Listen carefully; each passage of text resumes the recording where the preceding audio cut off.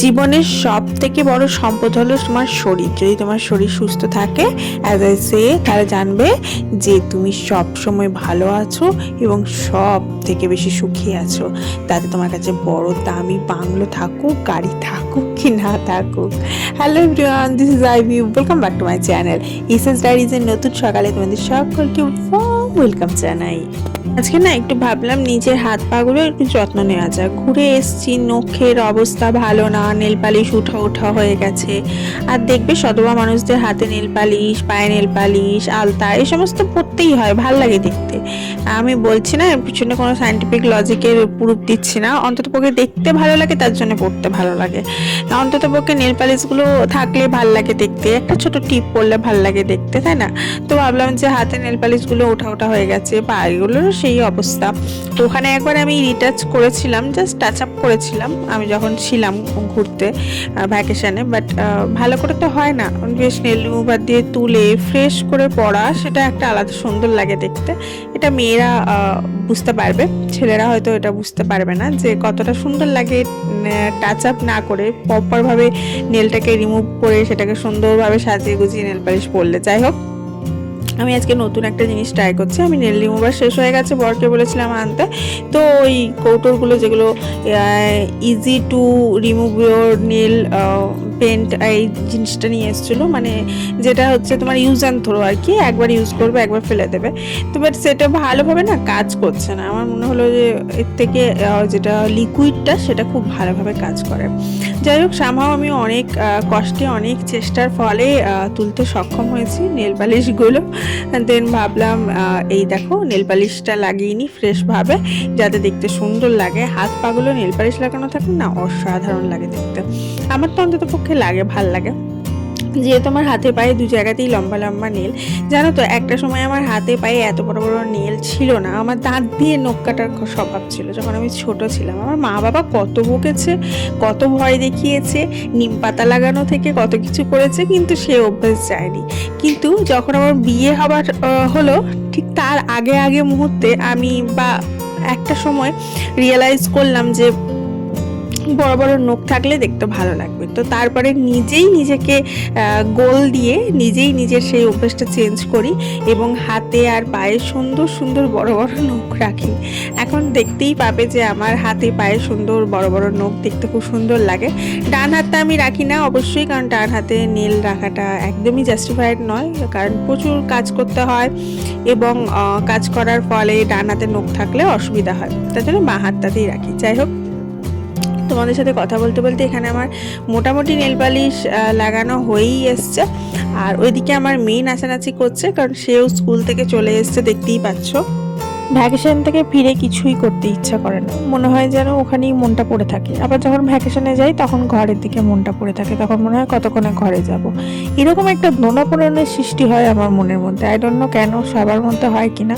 যতদিন ওখানে ছিলাম মনে হচ্ছিলো কতক্ষণে ঘর যাই, আবার ঘর এসেছি তো তখন মনে হচ্ছে ওখানেই ভালো ছিলাম। হয়তো প্রত্যেকটা মানুষের মধ্যেই এরকম হয় যে সেই ছোটবেলায় আমরা ভাব সম্প্রসারণটা পড়েছিলাম না, যে নদীর এপারে নিঃশ্বাস ছাড়িয়া কয় ওপারেই সুখ লয়। যাই হোক, আমার সোয়েটারটা পরে খুব গরম করছিল, খুলে দিলাম। আস্তে আস্তে ঠান্ডাটা চলেই যাচ্ছে, সরস্বতী পুজো এলে পুরোপুরি চলে যাবে আশা রাখছি। তাই তো হয়, ওই জন্য দেখো না যে হাড় কাঁপুনি ঠান্ডাটা ছিল সেটা অনেক কমে গেছে, যদিও সব জায়গা থেকে সেটা নয়। যেমন এই রিসেন্টলি নিউজে দেখছিলাম যে দিল্লি গুরগাঁওতে এত ঠান্ডা পড়েছে যে সিমলার থেকে টেম্পারেচার ওখানে কম, মানে 0.6 ডিগ্রি চলছে তোমার গুরগাঁওতে টেম্পারেচার, সেখানে সিমলার টেম্পারেচার চলছে 4, এরকম একটা ব্যাপার। যদিও ফেব্রুয়ারির পর থেকেই ওই সিমলা মানালি থেকে আরও টেম্পারেচারটা ড্রপ করে যায়, কিন্তু দিল্লিতে এটা বিগত বহু বছর এরকম ঠান্ডা পড়লো। সব জায়গাতেই, শুধু দিল্লি বলে নয়, সব জায়গাতেই পড়েছে। যাই হোক, দিকে আজকে হাজব্যান্ড মশাই অনেক বাজার নিয়ে এসছে, বাজার হাটগুলো আজরানো হয়নি এখনো। আর এদিকে আমি নেল পালিশ করতে বসেছি, তাই আজকে শটাং রান্না সারবো ঠিক করেছি। আসলে কি হয়, যেদিন ও বাজার নিয়ে আসে সেদিন তো টাটকা মাছ নিয়ে আসে। আমার মা বলে টাটকা মাছ নাকি না খেয়ে রাখতে নেই।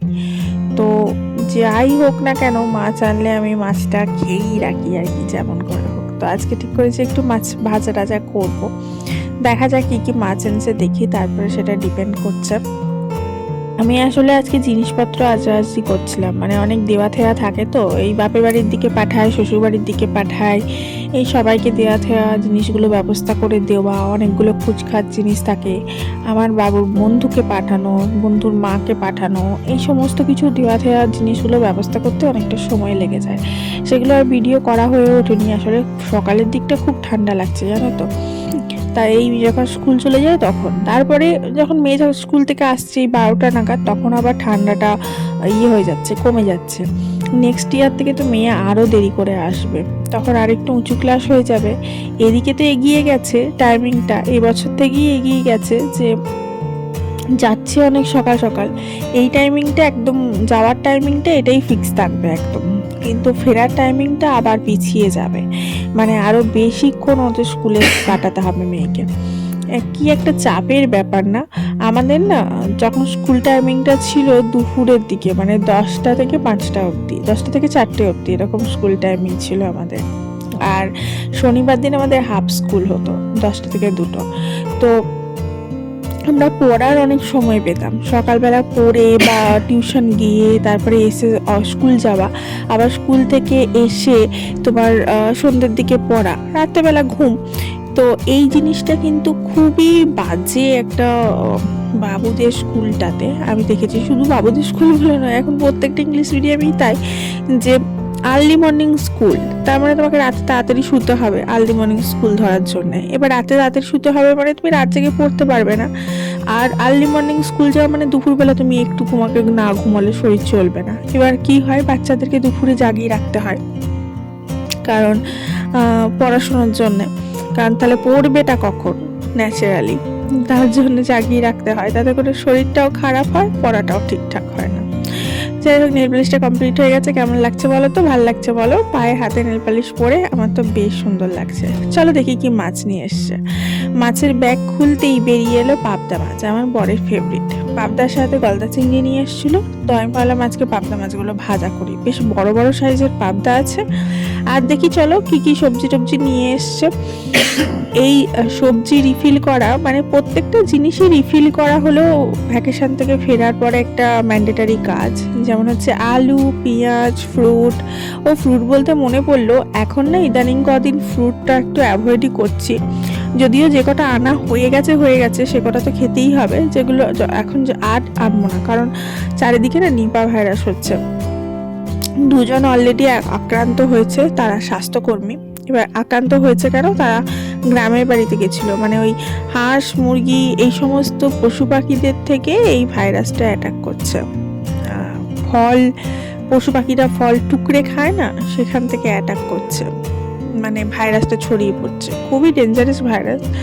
তো তার জন্য বলছে ফল আর মাংস এই কটা একটু অ্যাভয়েড করাই ভালো। তো আমার ঘরে তো মাংস অ্যাভয়েড হবে না মরে গেলেও, কিন্তু ফলটা অ্যাভয়েড করতে পারি, তো ফলটাকে অ্যাভয়েড করার চেষ্টা করছি। তো এখানে এই সমস্ত কিছুই সবজি টবজি নিয়ে এসেছিলো। আমি সবজিগুলো তোমাদেরকে দেখাচ্ছি, পরে ধুয়ে টুয়ে রাখবো। আমাদের কুমড়ো ছিল, ফুলকপি ছিল, লঙ্কা ছিল, গাজর ছিল, গাজর বেশ অনেক কটা নিয়ে এসছে, পেঁয়াজ ছিল, ধনেপাতা ছিল, উচ্ছে ছিল, এই সমস্ত কিছু। শাক আনতে বারণ করেছি, কারণ কদিন আগে শাক নিয়ে এসেছিলো। তো আলুটা একটু আঁচড়ে রাখলাম, আর এদিকে পেঁয়াজটা একটু আঁচড়ে রাখলাম। আঁচড়ে রাখার সময় আমি ওই করি, তোমার পুরোনোগুলো বার করে নতুনগুলো রাখি, তার উপরে পুরোনোগুলো রাখি। এইভাবে রাখি, আমার মনে হয় সুবিধা হয় জিনিসগুলো, কারণ পুরোনোগুলো আগে ইউজ করে নেওয়া ভালো। রসুন টসুন ছিল তাই আর আনায়নি। আমি যখন কোথাও ঘুরতে যাই, ভ্যাকেশনে যাওয়ার আগে সমস্ত কিছু ক্লিয়ার করে দিয়ে যাই, মানে সমস্ত কিছু শেষ করে দিয়ে যায়। আলু আর পেঁয়াজ 2-1টা থাকলো, বাকি কোনো কিছু থাকবে না আমার ঘরে। এই হচ্ছে ব্যাপার। আমি চেষ্টা করি 1 সপ্তাহ আগে থাকতেই সমস্ত কিছু ক্লিয়ার করতে, এবং যতটুকু লাগবে ততটুকু এনে ততটুকু ইউজ করতে, বাকি তো যেটুকু থাকে দিয়ে দিই।